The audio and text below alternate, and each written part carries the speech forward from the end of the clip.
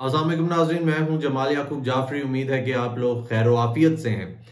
नाज़रीन, आज बहुत बड़ी बड़ी खबरें हैं और खुशखबरियां हैं पाकिस्तान तहरीक इंसाफ के लिए, खास तौर पे वो आपके साथ शामिल करेंगे। जिसमें सबसे पहली खबर तो ये है कि जिसका प्रेशर तहरीक इंसाफ ने डाला था सुप्रीम कोर्ट पे कि सुप्रीम कोर्ट ये नहीं कर सकता कि एग्जेक्टिव के साथ मिलके जो जजेस हैं उनको इग्नोर कर दिया जाए। उन्होंने बहुत भरोसा करके सुप्रीम कोर्ट पे ये लेटर लिखा था, ये खत लिखा था, जिस पे 6 जजेस ने साइन किया था इस्लामाबाद हाई कोर्ट के, और पाकिस्तान तहरीक इंसाफ उनके साथ खड़ी हुई थी। और अब फैसला जो आया है वो ये आया है कि सुप्रीम कोर्ट ने खुद जो चीफ जस्टिस हैं उन्होंने खुद नोटिस ले लिया। इस पे बात करेंगे। दूसरी खबर इमरान खान साहब के लिए एक बड़ी खुशखबरी है, और वो खुशखबरी क्या है उस पर भी बात करेंगे। और आईजी इस्लामाबाद के लिए एक बहुत बड़ा मसला बन चुका है। वो मसला क्या है और वो क्यों बना, ये भी आपको बताएंगे। और उसके अलावा एक खबर फवाद चौधरी साहब के लिए भी आई है। वो क्या खबर है वो भी आपसे डिस्कस करेंगे। और अगर अभी तक आपने ये चैनल सब्सक्राइब नहीं किया, प्लीज इसको सब्सक्राइब करें, बेल आइकन को प्रेस करें ताकि आने वाले नोटिफिकेशंस बआसानी आप तक पहुंच सके। नाजरीन, सबसे पहले तो चीफ जस्टिस साहब ने वो जो खत आए थे उनका खुद नोटिस ले लिया। और अगर देखा जाए तो जो प्राइम मिनिस्टर साहब हैं जिनको बुलाया गया था, जिनसे डिस्कशन की गई थी और फिर एक कमीशन बनाया गया था, वो कमीशन जो है वो खत्म कर दिया गया है। और वो कमीशन उन्हीं के जो मशवरा था उस पर बनाया गया था, उनके साथ डिस्कस करके बनाया गया था। लेकिन अब ये जो केस है ये सुप्रीम कोर्ट ने खुद अपने हाथ में ले लिया है। चीफ जस्टिस साहब ने खुद नोटिस लिया, और साथ में चीफ जस्टिस साहब ने एक 6-7 रुकनी बेंच जो है सुप्रीम कोर्ट का, उसके हवाले ये किया है। उसमें सुप्रीम कोर्ट के जजेस शामिल हैं और वो इस पे फैसला करेंगे, वो देखेंगे। फिर इंक्वायरी बैठेगी, और इंक्वायरी बैठने के बाद फिर इस पे डिटेल डिस्कशन होगी। डिटेल डिस्कशन जो होगी उसमें फिर बहुत सारी बातें खुलेंगी, बहुत सारी बातें। एक जज साहब ने ये लिखा उसमें कि उनके घर में कैमरा लगा दिया गया। अब ये तो नहीं कह सकते कि वो जो कैमरा उनके घर में लगाया गया उससे तारें लग के इंटेलिजेंस के हेडक्वार्टर जा रही थी, या उधर से सैटेलाइट के थ्रू उसको मॉनिटर कर रहे थे। उसके अंदर उन्होंने कहा कि यूएसबी भी लगी हुई थी। फिर यूएसबी कौन इंसान लेकर जाता था और उनको डिलीवर करता था डाटा सारा। तो ये अगर चीज प्रूव हो जाती है तो एजेंसीज के लिए बड़ा मसला है। मसला इस तरह है कि शर्मिंदगी की बात भी है, और आप किसी की एक प्राइवेट प्रॉपर्टी और इस तरह प्राइवेट लाइफ में इंटरवीन नहीं कर सकते। दूसरे एक जज साहब ने कहा कि मेरे भाई को उठा लिया गया, उस लेटर में लिखा हुआ था। तो फिर आपके भाई को उठाया गया तो उन्होंने उठाने के बाद ये भी बताया कि हम लोग कहाँ से और हमने आपको क्यों उठाया है। हम मुलाकात करना चाहते हैं आपके भाई के साथ, और आपके भाई से कोई काम करवाना चाहते हैं।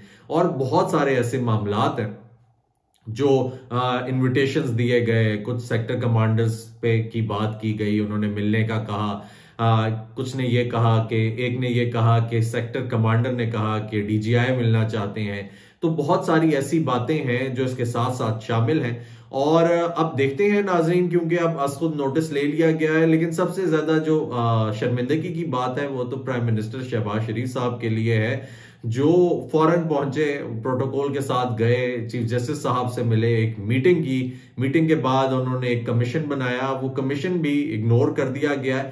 खैर, ये एक बहुत बड़ी खुशखबरी है पाकिस्तान तहरीक इंसाफ के लिए, क्योंकि पाकिस्तान तहरीक इंसाफ यही चाहती थी कि इस पे ओपन इन्वेस्टिगेशन हो। और ये जो नोटिस है, क्योंकि दरखास्त चीफ जस्टिस साहब को दी गई है, तो वो खुद इस पे लें। तो ये देखा जाए तो तहरीक इंसाफ के लिए खुशखबरी है। दूसरी खुशखबरी तहरीक इंसाफ के लिए ये है कि इमरान खान साहब की जो है जमानत हो गई है तोशा खाना रेफरेंस केस में।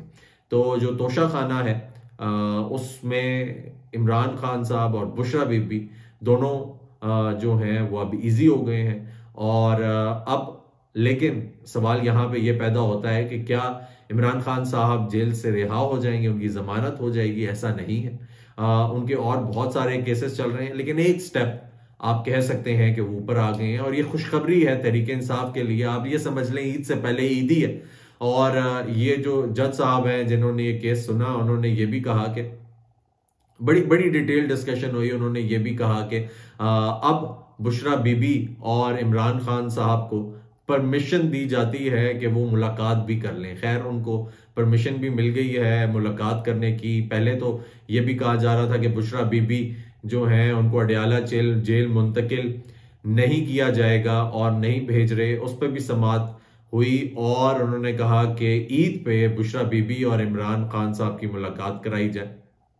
तो आप इसको ईदी समझ लें, ईदी के तौर पे उनकी मुलाकात होगी और उसके बाद भी उनकी मुलाकात होती रहेगी और मुलाकात करने से नहीं रोक सकते। और दूसरी बात ये जज साहब ने की कि आप किसी के घर को, प्राइवेट प्रॉपर्टी को कैसे जेल बना सकते हैं। और उसके बाद जब आपने ये फैसला सुनाया कि जेल जो है उसमें वो भरा हुआ है, उसमें जगह नहीं है कि बुशरा बीबी को लाया जाए, तो उसके बाद इतनी सारी खवातीन जो हैं वो जेल में आई, तो वो कैसे आई।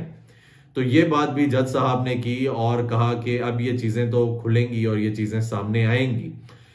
उसके अलावा नाजरीन, एक ये तो दो और खुशखबरियां आ गई पाकिस्तान तहरीक इंसाफ के लिए। अब एक खुशखबरी फवाद चौधरी साहब के लिए भी है और फवाद चौधरी साहब के लिए ये खुशखबरी है कि फवाद चौधरी साहब को रिहाई मिल गई है। फवाद चौधरी साहब जो हैं वो इजी हो गए हैं, आज़ाद हो गए हैं। जिनसे उनको आज़ादी चाहिए थी, उनको आज़ादी, आप हकीकी आज़ादी इसको तो नहीं कह सकते, लेकिन बस जो उनको चाहिए था वो उनको मिल गया है। अब देखते हैं कि ये हालात जो हैं ये मजीद किस तरफ जाएंगे।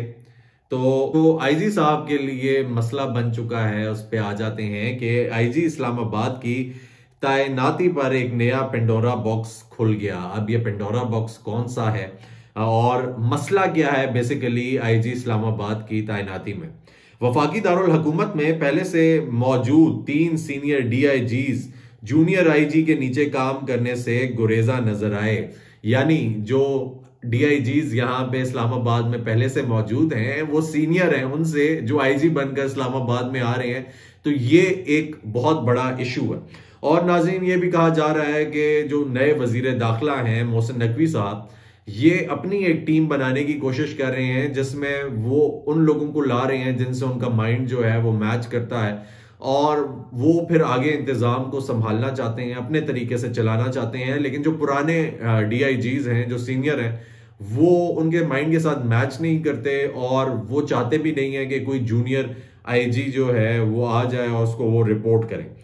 डीआईजीज में जिनके नाम अवैस मलिक, जिनका ताल्लुक पुलिस कॉमन 29 से है, हसन रजा कॉमन 30 और शुएब जामबाज भी कॉमन 30 से ताल्लुक रखते हैं। साबका आईजी डॉक्टर नासिर अकबर का ताल्लुक कॉमन 26 से था, जबकि नौ तैनात आईजी अली नासिर रिजवी का ताल्लुक कॉमन 31 से है। मजीद ये कि तीनों मज़कूरा डीआईजीज ने छुट्टी की दरखास्त दे रखी थी जिस पर इनकी छुट्टी मंजूर भी हो चुकी है। यहां पर एक और बात सामने आई कि डीआईजी हसन रजा के मुताबिक रेलवे पुलिस में काम करना बेहतर है बजाय इसके कि वो अपने जूनियर के अंडर काम करें।